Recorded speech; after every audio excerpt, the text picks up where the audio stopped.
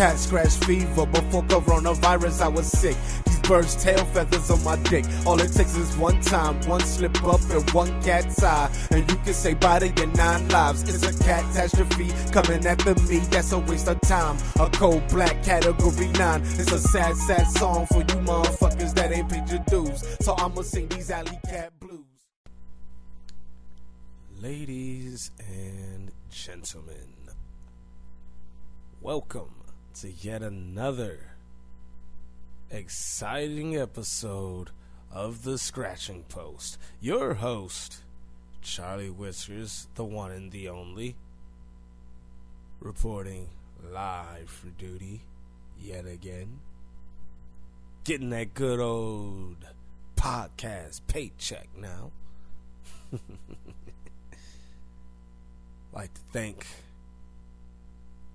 everyone who's been tuning in lately and has been keeping up with The Scratching Post. I'd like to thank all of our previous guests, from my man's Razor Blade Black, JJ the Great, Coke Cannon the Third, and Ron Veneno. All of those guys have come to the show and they have made their voices heard, to say the least. I'd like to thank all of you for your time. I'd like to thank all of you for answering the questions that were, asked of you. There were some tough questions in there for some of you, I know. Some really, really interesting answers have been given. Now, things are getting very interesting in the world of IWL. On a personal note, I'd like to point out a few details regarding my own personal project, as I have mentioned in the past, the Cat Knack Classics Tournament. Round 1 has been completed. We saw Cassidy Carnage defeat Zoe Valentine. Finn Jackson forfeited against JJ the Great. Personally, that rubs me all kinds of improperly. I don't really like for my time to be wasted. I don't. Round 1 had 3 weeks worth of a time frame to have the match completed. You couldn't get the match done in the first week. It's understandable. Somewhat understandable, whatever. But you still had 2 whole other weeks. I find it hard to believe that you were going to be busy for these whole 2 weeks, because there's still like a whole another week left. We still have a whole another week left of the first round of the tournament. And he forfeited. He's actually no longer an active superstar within the company. Neither is Lacey. At this point, it's kind of a whatever deal. Whatever. I mean, I appreciate the fact that you reached out to me and told me that you were forfeiting, but I don't appreciate the fact that you had originally reached out and wanted in on this tournament and went through all the motions and everything, only to give a free pass to JJ in the tournament. I mean, that free pass could have been used for someone like Matt Myers, who was eliminated by Coke Cannon in the tournament. Could have been used for someone like Chris Omega, who was eliminated by Blade Black in the tournament. It could have been used to save Zoe from the elimination that she faced, possibly. Who knows? Or it could have just simply been a bye week from the get-go and saved me the hassle of preparing for an 8-person tournament. Because in reality, I only had 7. But again, whatever. Doesn't matter. What's done is done. Moving on. The semifinal round is set. Cassidy Carnage goes one-on-one with JJ the Great. Colt Cannon III goes one-on-one with Razor Blade Black. And that's an interesting one there, given the chain of events that has recently happened between the two of them. I'll speak on that another time, though. Perhaps I'll actually show up on Danger Zone, or maybe Energy, or maybe I even pop in on Riot, since, that is the stomping grounds that my boy Blade was trampling all over at one point in time, right? But anyway.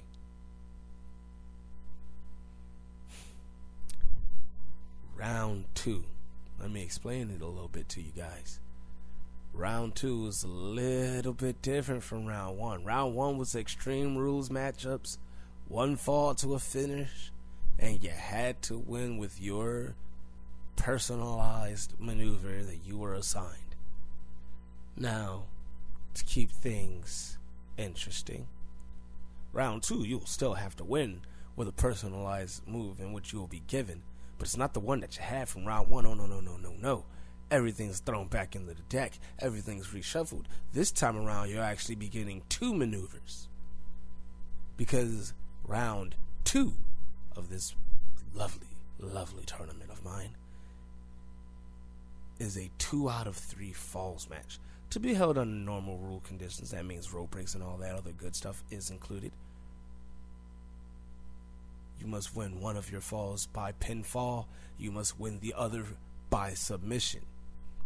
You must win with the assigned finishers you get, which means everyone gets to have one of my lovely knock 'em out finishing maneuvers. Things like Category 9 or the Cat's Eye, Cat Nat, for the namesake of the tournament. But other people might get something, a little different. Like Alley Cat Blues. There's a few other moves out there. Eye of the Tiger. But you'll also get a submission maneuver that was used by me. There's a few options there. The Meow. Catastrophe. The Mousetrap. Aristocat. There's a couple others, but I'll let you all find out about those when the time comes. If the time comes to find out about those particular moves. Round 2, the semifinals, is sure to be a must-see event. Can't wait. Now, I'm going to skip all the other formalities. We ain't wasting any time because I have a very special guest with me here today for this podcast. You all voted for this person to be on the podcast, the one and only time that I give you guys any kind of control over what I do. But your voices have been heard, and your wish is my command, for I am the genie of this here lamp. Ladies and gentlemen, my guest today on the scratching post, Riot's own Intercontinental Champion, ladies and gentlemen, Chris Matthews. Fuck you. Fuck you. Fuck you. Now, as my guest gets settled in his chair there, Chris. Yep, I've got waters, beers. There's they say no smoking in the building, but there's smoking in the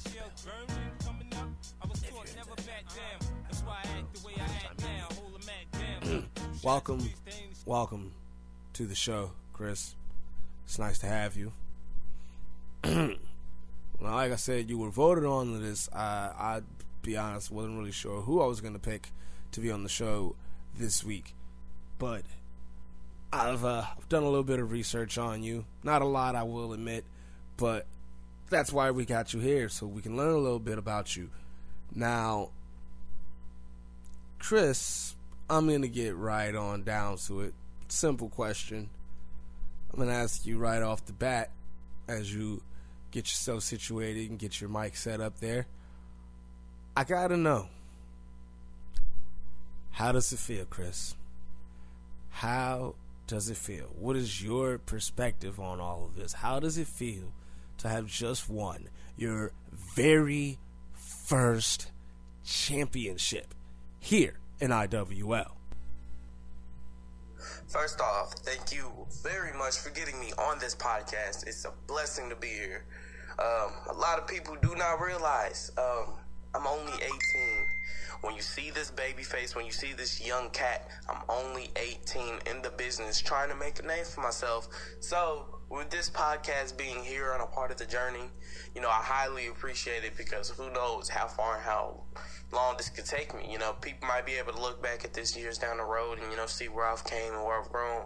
So with that being said, I would also like to thank you for being a part of this journey, because this is your podcast after all. And, when I first joined IWL, you were one of the first guys that I was able to talk to, besides my brothers and Anonymous, You were one of the first guys that was able to talk to me and give me some advice upon getting here and how to make it here. Because IWL is not like anywhere else. And, you were part of that helped me get here.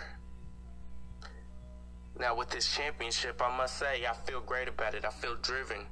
I feel motivated. Holding this championship, knowing that I come from a long list of athletes to be the most recent holder of this coveted title, it feels amazing, because this is a championship that's normally regarded for the workhorses, the people that have been around the block a couple times. I'm still walking the block. I haven't been nowhere yet. I've been wrestling since April, and I've been able to accomplish so much, and this probably tops the chart, if I'm being honest with you. It probably does, because I never thought that I was going to be here to see this happen for myself. I almost even took an exit at one point because I wasn't feeling good. I didn't feel like I had what it takes to keep grinding, to keep going in this league. I didn't think I was going to be able to make it amongst all the people that have really set their feet in this promotion. So, when people ask me how does it feel, I gotta tell them I honestly feel motivated. It makes me want to push harder and harder, because this is only step one to a legendary career. And you never know how far this will take me. And it even gave me a beautiful lesson. No matter how hard it gets, no matter how rough the road seems, you don't give up. You just keep going, because you never know what's at the end of the road. And what was end of the road for me was this Intercontinental Championship. Now I gotta turn onto another street and see where it leads me to. Who knows? I can even be a World Heavyweight Championship. And I just won my first one at another promotion, so don't doubt me yet. Anybody out there listening, you better watch me, because I'm not something to play with. As you've seen, I took out an OG, and now I'm the new guy on the block, and ain't nobody gonna do nothing about it.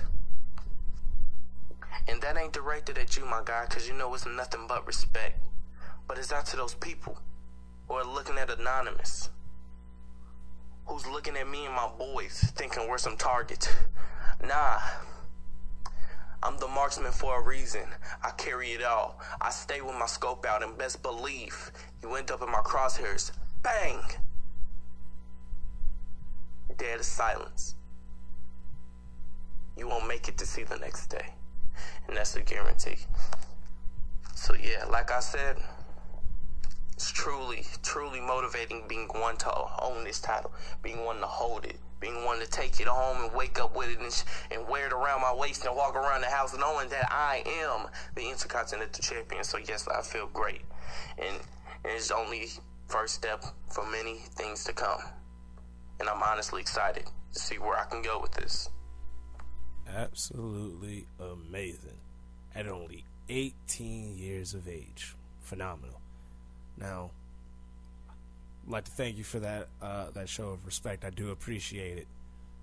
And, that level of respect is, of course, reciprocated to all of my guests here on the Scratching Post, yourself included. Now, I have to ask, because I'm a bit curious myself personally. How does someone so young even get into the business? Like, what was the journey like for you to make it this far? Because clearly, you haven't even hit your ceiling yet, and this is truly the beginning of your career here in IWL. I mean, from April? Dude, we aren't even in September. We're literally midway through August at this point. From April to mid-August, you've already made quite an impact, and you've already captured your first championship. How did all of this even begin for you, though? You know, actually, this is going to be a funny story. So, I actually started training at 17. I've only been in this business since July of 2019, and as crazy as that seems, you know, it comes from just hard work and having a lot of examples. So I'm not a fan of the people who, you know, give you about 10 super kicks a match, a roll up, and then their finisher. You know, the people that's very limited in the ring. I'm a big fan of the people that are just men of 1,000 holds, you know. So that includes people, Dean Malenko, Chris Jericho, TJ Perkins, Johnny Gargano, Tommaso Ciampa, and the list goes on. You know, watching those guys as much as I do, you see the things they do, and you say, give me a day or two, maybe even a couple hours, and this is something that I'm going to be able to pull off just as good as they do. And that's what happened for me. And this is where the funny story comes in, you know.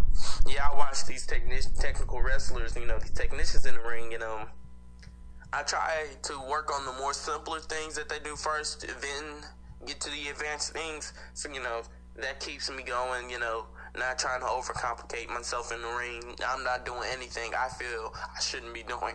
But what the funny story comes in is actually one of the first places I started to put my name on the dotted line for was IWL. This is what I appreciate about IWL. They look at everybody. The experienced, the unexperienced, the old, the young, the good, the bad. Whoever is looking to make a name for themselves, they're willing to get you here, and that's what I do appreciate about this league. But I started to put my name on that dotted line, and I backed out of it. I didn't feel like I had what it took at the time, and that's what led me to coming back only a couple months ago to be great. Now, with the guy that trained me, Riku Black, it was rough. It was a lot of losses, a lot of hard times, and you know, eventually I got to a point where I was able to keep up with him but just come up short, and that was just through hard work, hours and hours and hours. I'm talking about getting in the gym 12 p.m., leaving the gym 5 a.m., barely walking. I mean, dude, how many chops do you think I took in that period of time? It's a lot. And best believe that my chest was red for months and months upon a time. I never seen my chest turn back to its normal color until I really started getting in my bag in this wrestling business. But, you know, wrestling with him, he taught me a lot of speed. He taught me a lot of aggression. He was even a submission guy himself at the time. And so, you know, he was the early influence of what I've become now. And, you know, I can only thank him so much for being a part of this journey because he gave me my first start. And, you know, I kind of just followed him everywhere he went, you know. And I didn't like to sign with multiple promotions at the time because who wants to sign an unexperienced rookie? You know, nobody really wants to do that. So I only had so many people on the table, and I just kind of went to a place where he was at, and he was able to watch me. He was able to continuously train me at a high level. And, you know, the goal at one point was to actually have a match with him. This is pre-Watchers, pre-Anonymous, you know, and the goal was to have a match with him, and that day never came, sadly. But, you know, there's always a dream to have, you know, but, you know, he's really the number one guy out of everybody who had me going. I definitely wouldn't be here at all if it wasn't for Riku. You know, nobody else could step in and take his place and get me where I am. Only he was the one. Only he could do it. I don't know how, but he was the only one. So, you know, it was definitely a rough journey. And you're right, I haven't hit my ceiling. And I don't plan to hit my ceiling at any time. I want there to be more and more and more for me to grow upon.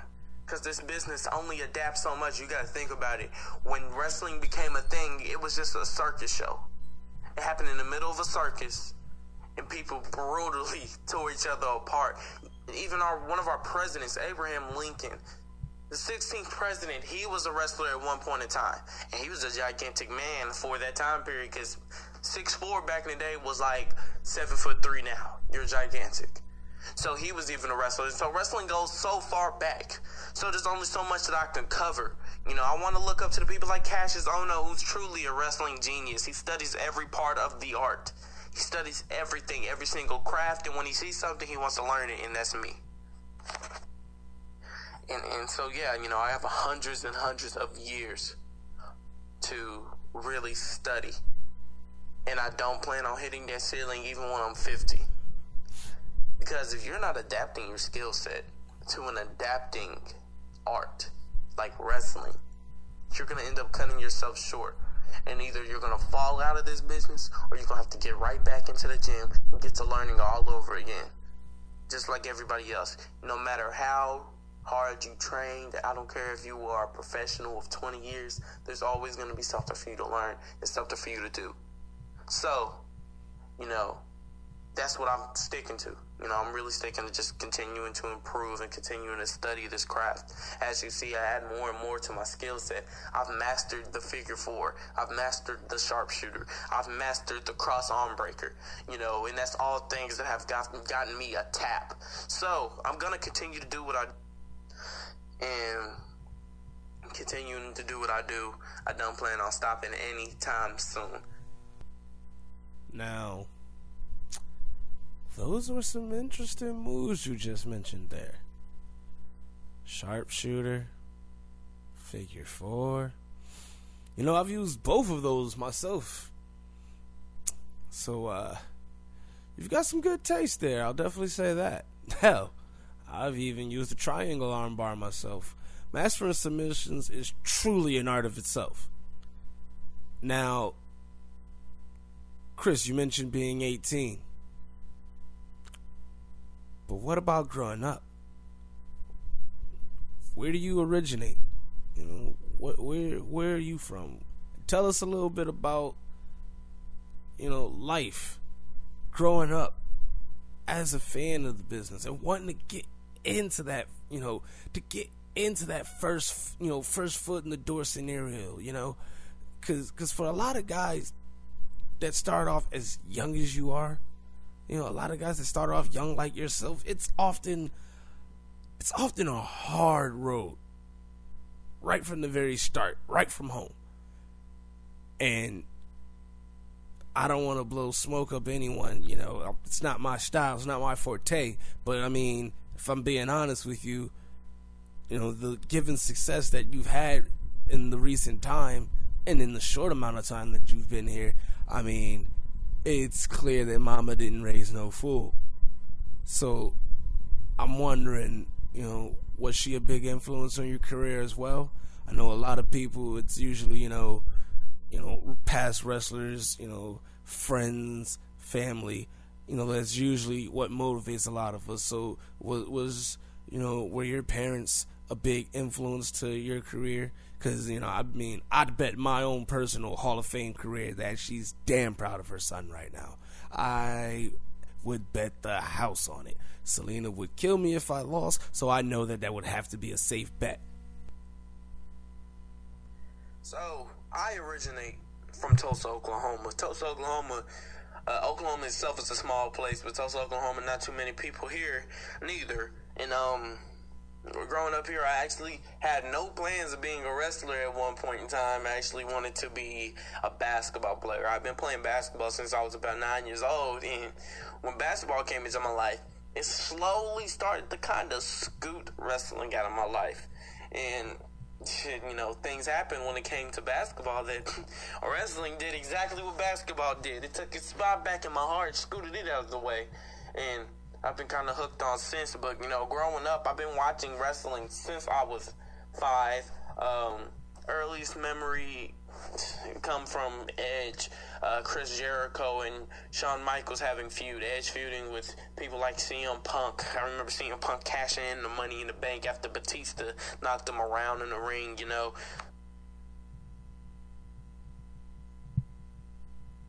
And stuff like that. That's the things you remember for the rest of your life. You know, these are the things that inspire you up until this point, you know. And when I was 5, like I said, that was about 2008. I was born in 02. That was about 2008, and that went all the way until about 2013. I started doing a lot of basketball stuff. I was working hard, and I wanted to be in the NBA so bad. But I never had the grades that matched what you wanted on your team. I was terrible in school. I couldn't do anything right. You know, and it's not because I wasn't smart, because I was talented. The testing scores will tell you it all, and then you look at my grades, and you're like, what? And so I had to start applying the things that my parents taught me. You know, I have both my parents in my life. My mom and dad have been together 24, 25 years. They've been married as long as I've been alive. So they've always been there, and they've been huge inspirations. It took me a while to start using them. I started using the things that they would tell me, and I started applying myself from everything they taught me over the years. And when I started applying myself, I started picking everything up. I started getting everything in school together. I started hitting the honor roll. I started becoming one of the top students in the school. I had colleges looking at me. You know, if I did not want to be a wrestler, I was secured to do anything I wanted to do. Anything. I had private schools wanting to invite me to look at their school, and they were going to take me out to lunch. So I had everything going for me even before wrestling. And so once wrestling came back into my life, you know, I studied it harder than I ever have before. I mean, I covered up all the things that I missed over the couple of years, and I learned all my history back, and I've seen everything that I've missed, and I've started looking at indie wrestling a whole lot more than I ever did, and I was totally in awe of the things that I've missed over the last couple of years. But man, you know, she's very proud of me, 100%, because she's seen, you know, all my struggles and all my high points, all my low points, and you know, both my parents were there for me every step of the way. And like I was saying, with the business developing, I'm not the same kid that was watching it develop now. I am in the business. I am the business. I'm the definition of what you want to see in the business. And now the business is going to develop around what I do, what they see me do, the things I accomplish. That's how much worth I have in the business. That's how much worth a single person has in the business. And now I get to see it all form around me. And it starts from the low class indies to the biggest promotion in the world. Now, knowing that I have that much power, it motivates me because I'm gonna be what the business keeps going. When it's all said and done for these old cats, I'm the guy that everybody's looking at, everybody's getting inspiration off of. And if I'm not continuing to work on my craft and improving my craft, I'm doing nothing for this business. I'm doing nothing for myself.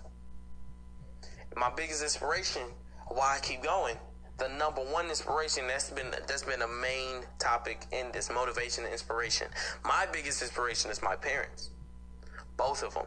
I've seen my dad work his ass off. I've seen my mom work her ass off. And I'm so proud of them both for the things that they've accomplished.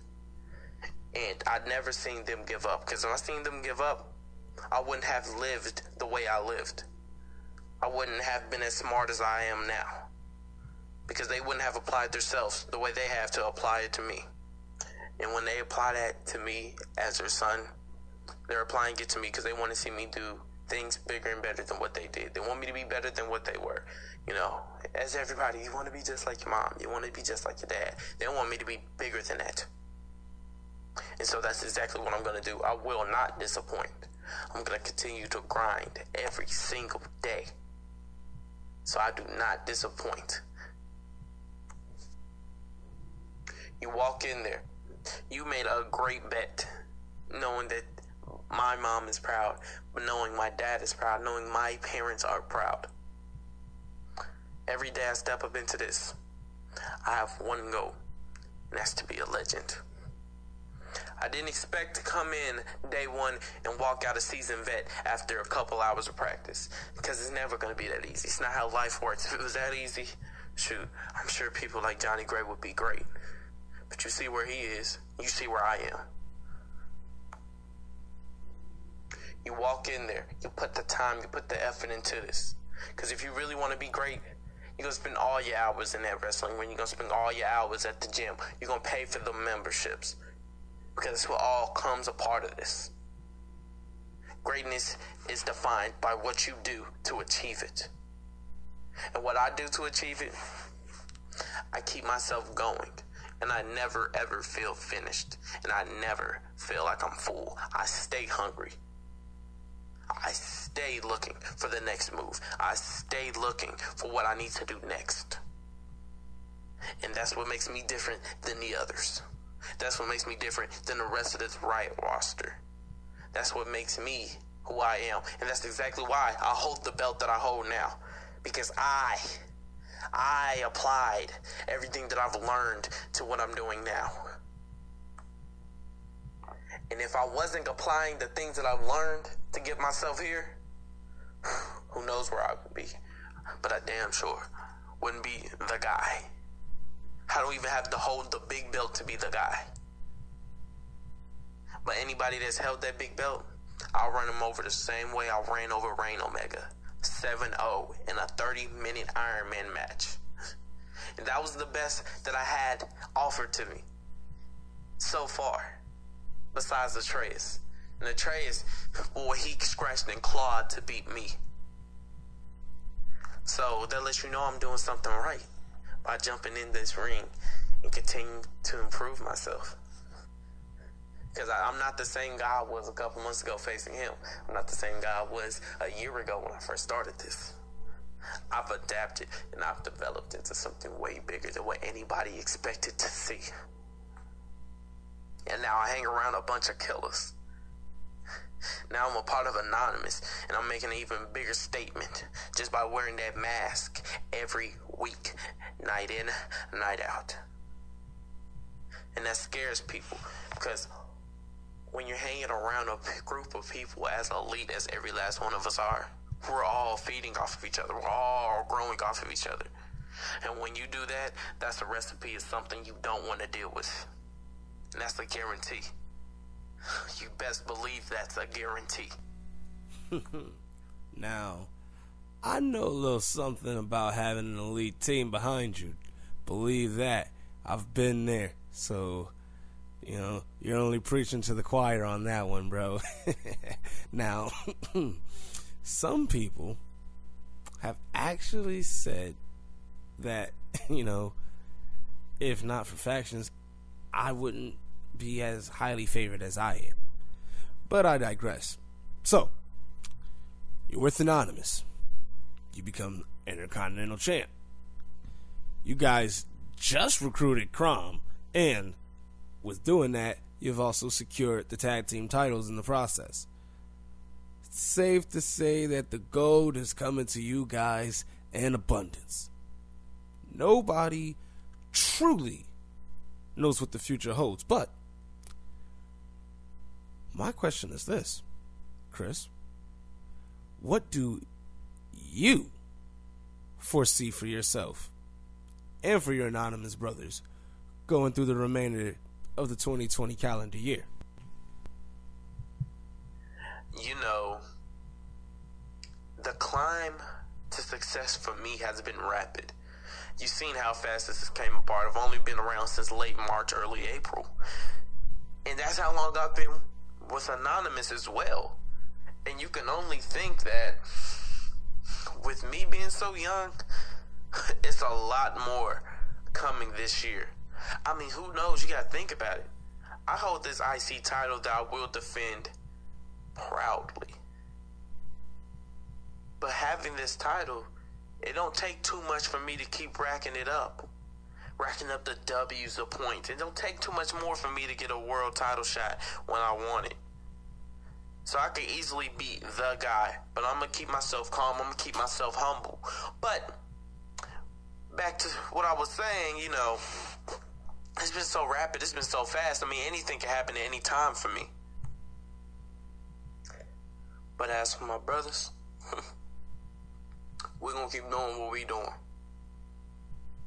What you see we doing is all you need to see. It's all you got to see.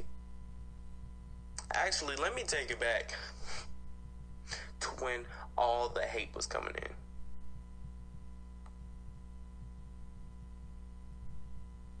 And I find it funny how anybody across IWL was clowning us, was disrespecting us.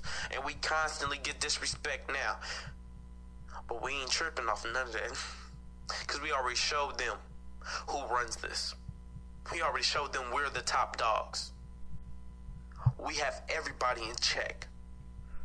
From Danger Zone to Riot. We got Ferocity in check. We got Chaos in check. All of this, we own it. We hold gold all across the platform. And people didn't want to see that out of us. And that's exactly why we had to turn up on all of y'all. And you best keep watching. Because this goes past 2020. This goes past 21, 22, 23. This is for life. And this goes to IWL. This goes to Japan. This goes to Europe. This goes to Canada. We got everybody knowing that we the top dogs wherever we walk. We jump on a plane and hop off and we're the biggest topic. And that's going to be what it is. And can't nobody stop that. Because can't nobody stop now one of us by ourselves. And if you think you're going to come and touch one, best believe here comes the rest of us to run you over. So yeah, we ain't to be played with. 2020, this is our year. 21, our year. 22, our year. Ain't nobody going to do nothing about it. Because can't nobody stop us, and that's the bottom line.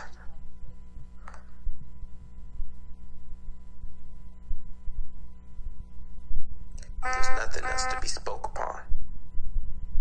Don't nobody need to know our plans. Don't nobody need to know what we got going. What everybody needs to know is that we're everywhere. We aren't stopping. We aren't slowing down. We're pushing the gas. And it don't take nothing for somebody to get their head knocked off. You guys are indeed everywhere. And you have been running amok all across the board, as you said. And personally, I actually admire it. It's a game changer. You know, it's a game changer when an elite group of guys can come together and become that much more dominant. Now, there's a saying. You're only as tough or as strong as your weakest link. Now, don't get me wrong. I'm not trying to rattle the cage internally or anything like that.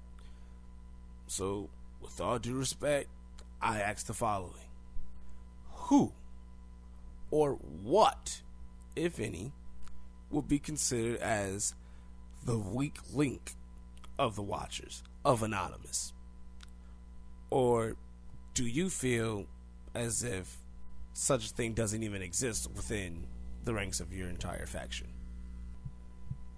It couldn't be a thing if we're all holding prestigious titles. And by prestigious titles, I don't mean titles that have been around for a long time or titles that have had a couple good people. No. See, I'm the predecessor of some great talents. Tony, the predecessor of great talents. Veneno, predecessor of great talents. Stax, Crow, whoever you want to name. Strong. We're all predecessors of great talents. And we're legends ourselves. You know, by your standards, you know, in IWL code, it takes so much to be a legend. But I feel as if, I mean, when I pick up the mic and I get to talking on one of your shows, I just made the list. But that's how much worth I have to anybody's promotion. Like I said earlier, any of us can hop off a plane. We can hop off a train. We can hop out the car. We can walk to any city, state, country, or continent and get paid big money. Big money. Lucrative deals. Just to show up for the main event. None of us got to stick around for anything. We don't got to be buddy-buddy with anybody that runs that company. All we got to do is simply show up and show out. I'll be back next week when you pay me some more to come show this off. It's as simple as that. When you got that much worth to your name, you have all the power in this business. All the power. You got people like Cole Canning, people like Blade Black. They aight. But what pull do they got outside of this? They don't got any. They may have popped their head in a couple places, but best believe they're not rolling like any one of us could roll. We're famous worldwide. They're famous within their company. Yeah, Blade has held a couple little pieces of gold here and there, but Buddy ain't that smooth. Cole Cannon is just the top dog, and he's gonna be able to do what he wants when he wants, just because he owns this place. But any further than that, you tell me, what is he? You tell me, what is he capable of? Because I've seen him, and I remember you took that man out. As hard as he tried, he wasn't good enough. Not near good enough. You got people like Reign Omega. Omega number 372. The predecessor to a bunch of have-nots if your name is not Kenny Omega. That man isn't much of shit outside of this. Martin Money is hardly a draw. Here, people come to see him get squashed. I mean, he was even scared to enter the tournament. Dude had not enough guts to come into the tournament and deal with big dogs. That's crazy in itself. Man, I'm not trying to call any shots, even though I've took multiple. I'm just stating the facts. And it is what it is. Sorry if your feelings are hurt, but I couldn't continue to let a lot of you guys fake it. And I'm not trying to say that I'm better than any of them. Any of those three men specifically. I don't even know I am by far. Oopsies. Just those three people just kind of like to hide behind make-believe, behind a character. Cole Canyon ain't really what you see on TV. I'll go backstage right now, talk my shit, and I'll make him my bitch. Blade Black, he's my junior as we speak. Omega number 372. I'll call him up right now. Tell him get the bull polish in my shoes, get the spit sign in him, and he gonna do it. And that's because I told him to. It's because he know he couldn't stand up to me. He know he can't stand up to me. And neither can any of them. But hey, I just made that about me, so maybe I should just slow my roll. This question was about the weakest link, right? No such thing. Next question.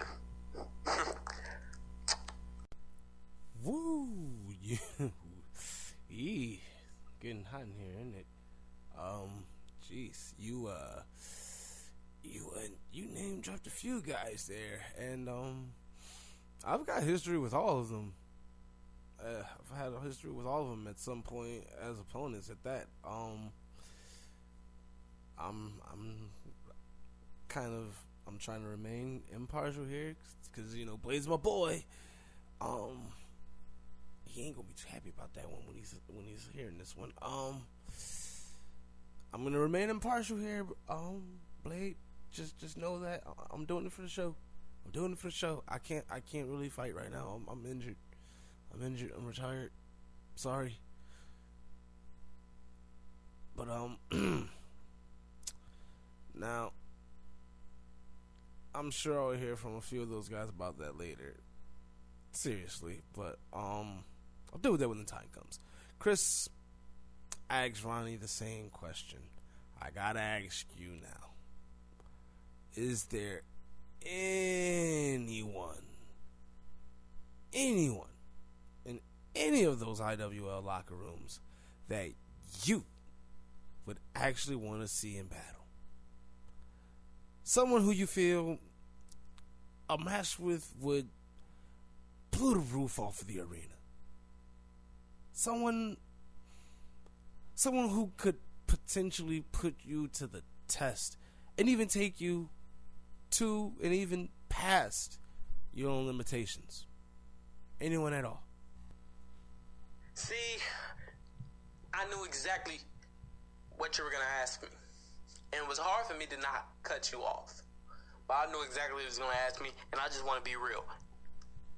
As a wrestler, let alone as a man who walks into a fight not protecting herself, let alone protecting her groin.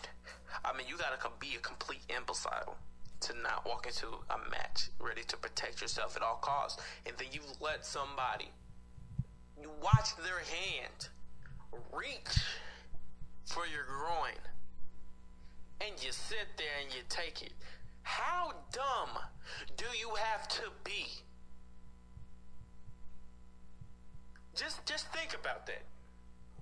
How dumb do you have to be to let somebody take their hand and reach down there and grab your groin? And then on top of that, how disgusting, how dingy, how filthy, how dirty, how nasty do you have to be to do such a thing in a professional wrestling ring? If you cannot wrestle, I want you to tell me that. Simple. Because I know some good brothers that run a gym in the USA that can get you trained up right. But I mean, still, how disgusting do you gotta be to do such a thing? If you cannot wrestle, just say that, and it's simple. Now, I'm offended that you would walk into a professional wrestling ring and think that that was okay. And it's crazy to me that you get a pass? See, nah. It don't even make sense. You get a pass. They can walk in the ring and grab someone's groins with no DQ. You've gotten fined. That's about it. And with that being the consequences, that makes you think it's okay. Now, I'm disrespected that you would think that you could do such a thing in a ring that's this is an art. Let me just say that first. This is an art. This is a skill. And you showing up to work and knowing in your head that that's a go-to, that makes me ashamed to know that I walk a ramp, that I climb through a couple of ropes. The same ramp, the same ropes that you have walked down, that you have climbed onto. That just makes me feel ashamed to know that I'm a part of a business that you're trending in. And mind you, you're not trending for the right reason, so I want you to really think about that. Are you okay with knowing that that's where your skill level lies? Ask yourself, for real, ask yourself, are you okay with that? Let me tell you something. Defense is a priority if you're a true technician. Defense is over your offense. Even though you're very skilled at both, you got to be able to protect yourself before you even think that you're going to walk into a ring. But I want you to notice, if you ever think that you would be able to get that close to me, I will leave you face down on the floor, bleeding out of your ears, send you to the emergency room, be there with you at the emergency room, and repeat the process. Because number one, I'm not afraid to make a public appearance. And number two, if you think you can get down like a real one, I'm going to show you how a real one gets down. You hear me? And I hope you're one of the people that's out here listening to this. And I want you to take this to heart. I ain't going to disrespect you. But once you gear up and walk in the ring, I'm gonna treat you just like I would treat somebody like Atreus. I'm gonna treat you just like you would treat somebody like Kevin Owens. I'm gonna treat you just like you would treat somebody like AJ Young. You're gonna get the same treatment as anybody else when you get in the ring with me. Ain't gonna be nothing easy. So I would love for someone like her to try me. And we'll see how far she makes it. Great question, by the way. Great question. I love that question. It was a good opportunity for me to let that be known. But, yeah, Zoe, you wouldn't make the cut messing with me. Pretty. You wouldn't. Well, there you have it. Zoe, looks like Chris is gunning for you. I mean, what better reason now to, appear on the next episode of the Scratching Post, Miss Valentine? Especially after what you pulled this past week on Danger Zone with El Idolo, the God King, Adrian Coleman. But that's a story for another time. Chris, I've got one final question for you, and then we're going to get on out of here. I've taken enough of your time. I'm going to let you get back to all that training that you've been doing. So, if you could choose the next person that you go up against for that very championship that you flaunt right here, right now, that Intercontinental title, who would you say is deserving of your time in the ring and actually deserves a title match against you for that coveted Intercontinental Championship? That's my final question for today to you, sir. Man, I'm just gonna keep it a buck. Ain't nobody touching me on this roster. Nobody. Not for the title, at least. I mean, you got some legends that'll arguably go pound for pound with me. That's on the roster. Some legends in the making, and you got somebody like Atreus is already there. Ben solidified his name. He's up in rank. But other than these few names, and a couple of those names being members of What's True, Anonymous, it's not a lot of people you got that's going to be able to mess with me right now. Not a lot. I'm just disrespecting myself. There ain't anybody that can come mess with me in the ring. What a lot of this roster is best at is walking down the ramp. That's about it. They ain't nothing but a look. I mean, you tell me right now, other than my boys and somebody like Atreus, who can go against me and actually pull in some numbers? Who actually gonna get us some revenue, some views?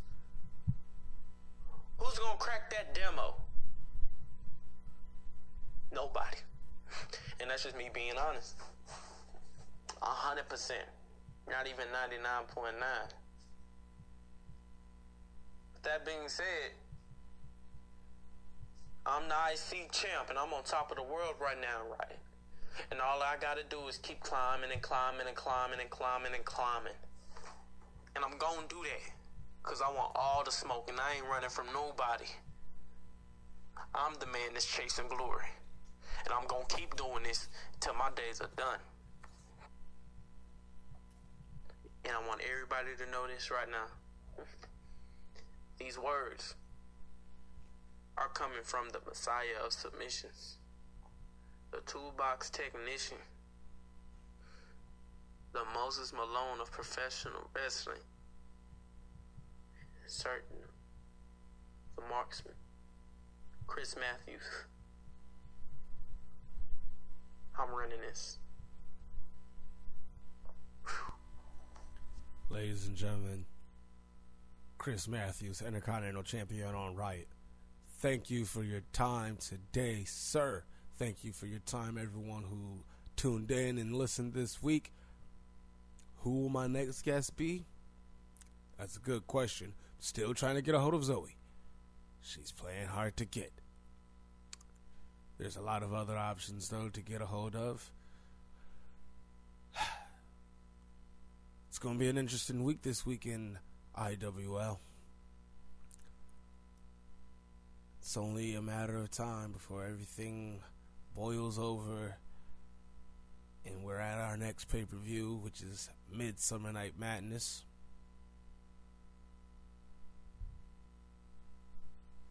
Until then, the action will keep happening and I'll keep reporting on it. On behalf of the IWL staff and all its superstars, Charlie Whiskers signing off for yet another episode of the Scratching Post. And remember, it only takes one. Cat scratch fever, before coronavirus I was sick. These birds' tail feathers on my dick. All it takes is one time, one slip up and one cat's eye, and you can say bye to your 9 lives. It's a catastrophe coming after me, that's a waste of time. A cold black category 9. It's a sad, sad song for you motherfuckers that ain't paid your dues. So I'ma sing these alley cat blues.